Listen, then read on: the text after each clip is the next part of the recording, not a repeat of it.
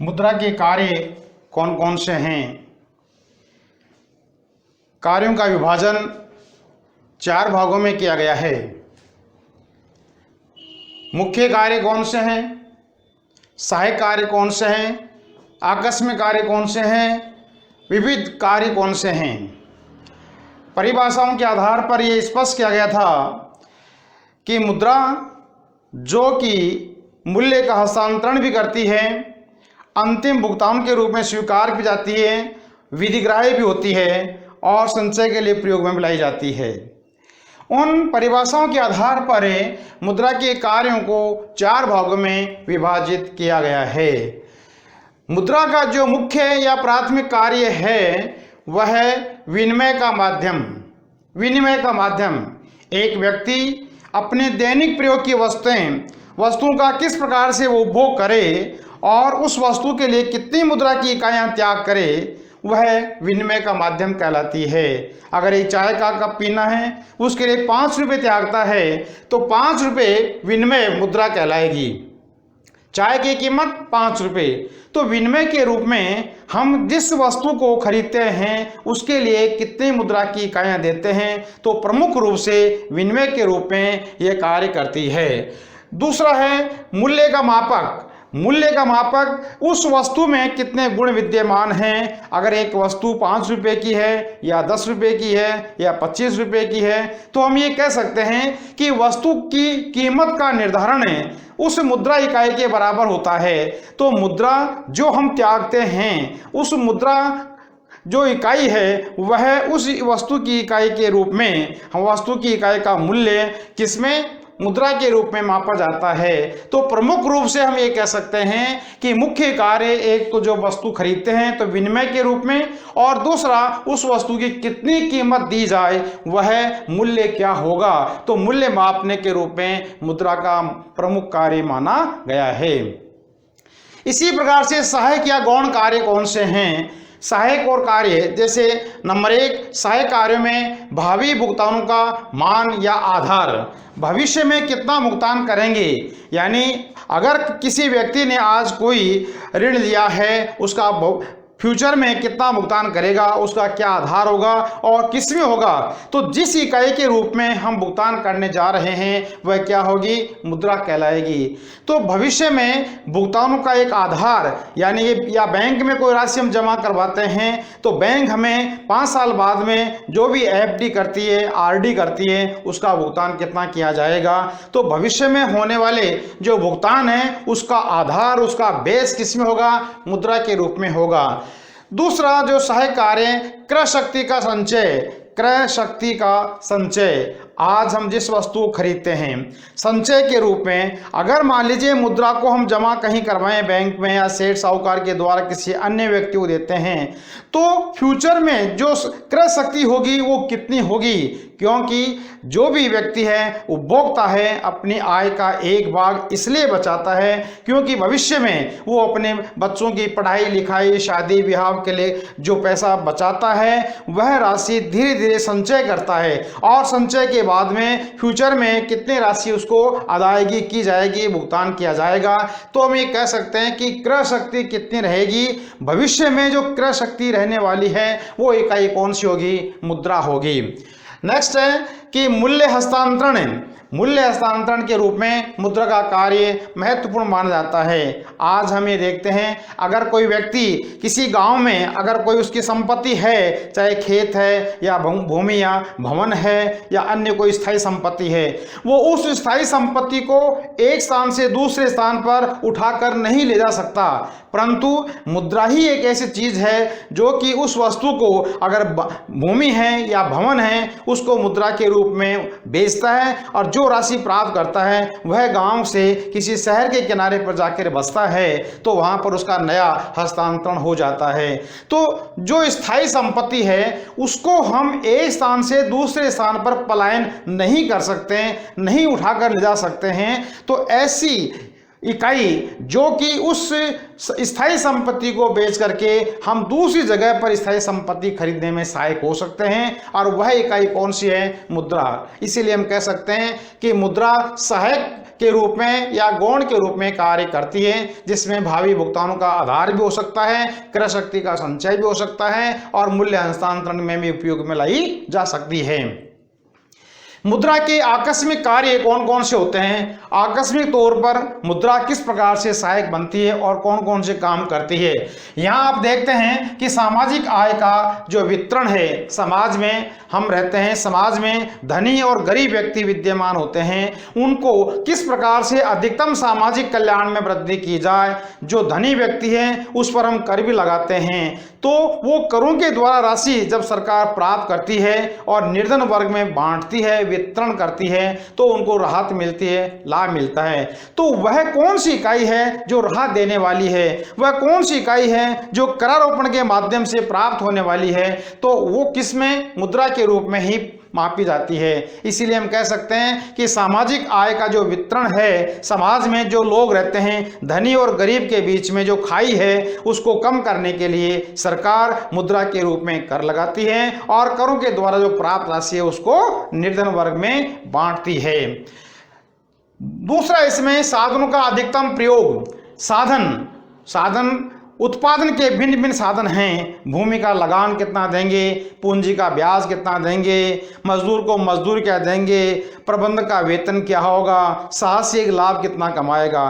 तो यहाँ पर साधनों को हम प्रयोग जो उत्पादन कार्य में लगा रहे हैं, उनकी सीमांत उत्पादकता के बराबर उसका मूल्य, साधन की कीमत का निर्धारण करने में मुद्रा सहायक होती है। इसीलिए हम कह सकते हैं कि यहाँ पर जो उत्पादन के भिन्न भिन्न साधन हैं, उनको हम किस प्रकार से उत्पादन कार्य में समायोजित करें और साधन किस सीमा तक तैयार करने के लिए तैयार हो जाता है, ये आपस में उन साधन की और उत्पादकों की या उद्योगपतियों की जो अनुबंध के आधार पर, सीमांत उत्पादकता के आधार पर कीमत का निर्धारण करते हैं, तो उनका मूल्य, साधन का पुरस्कार मुद्रा में ही तय होता है। साख का आधार, साख सामान्यतः बैंक साख का सृजन भी करते हैं, साथ साथ में साख को हम फैलाते भी हैं। और साख के रूप में एक व्यक्ति अगर कोई बैंक में एफडी करता है, उस व्यक्ति की साख किस में होगी? मुद्रा इकाई के रूप में होगी। हम जो जमा करवाता है उस व्यक्ति की, मान लीजिए 5 लाख रुपए जमा है, तो कोई भी व्यक्ति दे सकता है कि 5 लाख रुपए के बराबर वो गारंटी दे सकता है। उसकी साख कितनी मानी जाएगी? 5 लाख के बराबर। तो साख का विस्तार करने में मुद्रा उपयोगी मानी जाएगी। नेक्स्ट है पूंजी की तरलता। तरलता का अर्थ है नगद शेष है। किन्स ने बताया था कि पूंजी की जो तरलता है उसके 3 ऑब्जेक्टिव होते हैं, 3 उद्देश्य होते हैं। पहला लेन देन का उद्देश्य बताया था, दूसरा जो हम दूरदर्शी हैं, हम भविष्य की जो सतर्कता के आधार पर संचय करते हैं, और तीसरा था छठा उद्देश्य।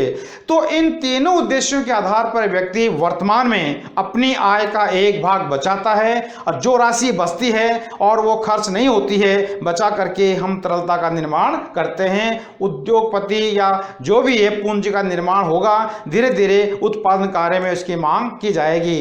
तो तरलता किसमें मापी जाएगी? तरलता का निर्माण कैसे होगा? तरलता को किसको कहेंगे? यह सामान्यतः मुद्रा के रूप में ही मापी जाती है। अगर किसी व्यक्ति के पास में आय का भाग बचाया गया है, चाहे वह लेन देन संबंधी कार्य के लिए हो, चाहे वह दूरदर्शिता के आधार पर हो, चाहे सट्टा उद्देश्य के आधार पर हो, तो किन्स के अनुसार तरलता का निर्माण मुद्रा के रूप में किया गया था। चौथा जो विविध कार्य है, विविध कार्य सामान्यतः यह बताया गया है कि विविध कार्यों में शोधन क्षमता की गारंटी। जब एक ऋणी किसी ऋणदाता से पैसा उधार लेता है और चुकाने में, भुगतान करने में वो उसमें उसकी क्षमता नहीं होती है, तो उस व्यक्ति को कितनी राशि में कितनी राशि को के बराबर हम दिवालिया घोषित करें। शोधन का मतलब है दिवालिया घोषित करना। इसीलिए शोधन क्षमता की गारंटी, अगर व्यक्ति रीपेमेंट नहीं करता है तो उस व्यक्ति को किस सीमा तक हम ये कहेंगे कि अमुक व्यक्ति 5 लाख से या 10 लाख से दिवालिया अपना निकाल रहा है या दिवालिया आउट कर रहा है। तो बैंक या कोई भी ऋणदाता सामान्यतया जब ऋण देता है तो उसकी वसूली चाहता है, परंतु ऋणी की क्षमता नहीं होती है, तो ऋणी को हम दिवालिया घोषित करने के लिए मुद्रा का ही सहारा लेते हैं। और दिवालिया घोषित करने के लिए कितनी मात्रा में दिवालिया घोषित करें वह मुद्रा में आंकलन किया जाता है, मुद्रा के रूप में मापा जाता है। दूसरा है निर्णय का भाग। कोई भी व्यक्ति सामान्यतया छोटा पैमाना या बड़े पैमाने पर अपना उद्योग लगाना चाहता है, उसकी क्षमता क्या है, तो उस समय निर्णय लेने में हम सक्षम होते हैं कि अगर कम पूंजी है तो आप छोटा उद्योग लगा सकते हैं, अगर बड़ी पूंजी है तो बड़ा उद्योग लगा सकते हैं। अतः उत्पादन का पैमाना निर्धारित करने के लिए भी एक मुद्रा को आधार माना जाता है। मुद्रा के आधार पर ही उत्पादक अपने निर्णय लेते हैं। नेक्स्ट है आर्थिक विकास का आधार। आर्थिक विकास क्या है कि प्रत्येक स्तर पर कोई भी राष्ट्र है अपना विकास करना चाहता है, तो विकास का बिंदु क्या होगा कि हम किस प्रकार से विकास कर रहे हैं, कि हमारी जीडीपी कितनी है, हमारी नेशनल इनकम कितनी है, राष्ट्रीय आय किस प्रकार से बढ़ रही है। तो राष्ट्रीय आय का मापन मुद्रा रूपी पैमाने पर करके हम ये कह सकते हैं कि हम विकास कर रहे हैं या पिछड़ रहे हैं। हम तुलना कर सकते हैं, 2 वर्षों में तुलना कर सकते हैं, 2 पंचवर्षीय योजनाओं में तुलना कर सकते हैं। तो तुलना करने का आधार और विकास का आधार भी मुद्रा रूपी पैमाना ही होता है। इसलिए हम कह सकते हैं कि 2 राष्ट्रों के बीच में या 2 वर्षों के बीच में विकास की दर का मापन करने के लिए, विकास की जो गति है उसका मापन करने के लिए या राष्ट्रीय आय का तुलना करने में हम सहायक मुद्रा के रूप में ही होते हैं। अगला बिंदु इसमें है मूल्य स्तर पर नियंत्रण। आप जानते हैं कि किसी वस्तु का निरंतर मूल्य बढ़ता रहता है, मुद्रा प्रसार की स्थिति सामने आ जाती है। तो मूल्य स्तर का मापन करने के लिए फिशर ने भी अपना समीकरण दिया था और फिशर ने ये बताया था कि किस प्रकार से हम mv + m1v1 अपॉन T बराबर P होता है। परंतु कैम्ब्रिज अर्थशास्त्री ने कहा था कि मूल्य स्तर समग्र रूप से मापन करने के लिए हम M/KR बराबर P होता है।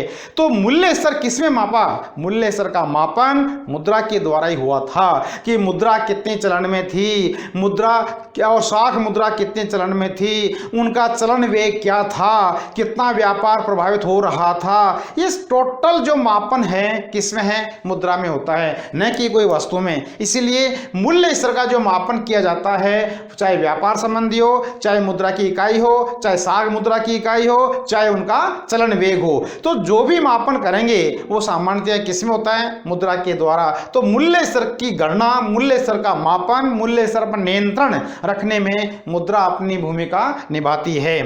नेक्स्ट है रोजगार सृजन। देखिए किसी भी अर्थव्यवस्था में जो भी सरकारें होती हैं वो ये कहती है कि हमने पूर्ण रोजगार दिया है और पूर्ण रोजगार को आधार माना है।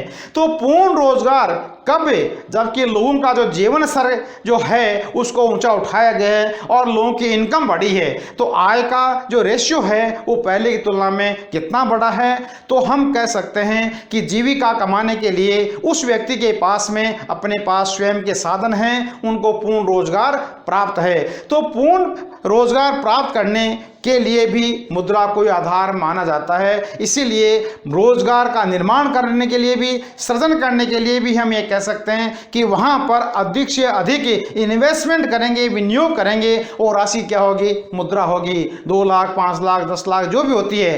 तो रोजगार का निर्माण करने के लिए भी मुद्रा को आधार माना जाता है। और लास्ट बिंदु है हीनार्थ प्रबंध, मतलब घाटे के बजट। देखिए विकासशील अर्थव्यवस्था जो होती है वह अपने विकास के लिए घाटे के बजट बनाती है और घाटे के बजटों की पूर्ति के लिए नई मुद्रा का निर्गमन करना पड़ता है। जब कोई विकासशील अर्थव्यवस्था उसके पास में स्वयं के साधन नहीं होते हैं तो वो घाटे के बजट बनाएगी और घाटे के बजटों की पूर्ति के लिए वह नई मुद्रा का निर्माण करती है। जब नई मुद्रा आकलन करेंगे, मुद्रा का निर्माण करेंगे, तो उस समय जो ही मुद्रा चलन में आएगी तो हम विनियोग भी कर सकते हैं। वो धीरे धीरे मुद्रा प्रसार को जन्म भी देती है। तो वह इकाई किसमें है, नई मुद्रा कौन सी होगी, नई मुद्रा का गठन सृजन कैसे करेंगे, वह इकाई कौन सी होगी, मुद्रा कहलाएगी। इसीलिए हम कह सकते हैं कि घाटे के बजटों का निर्माण किया जाता है, उस समय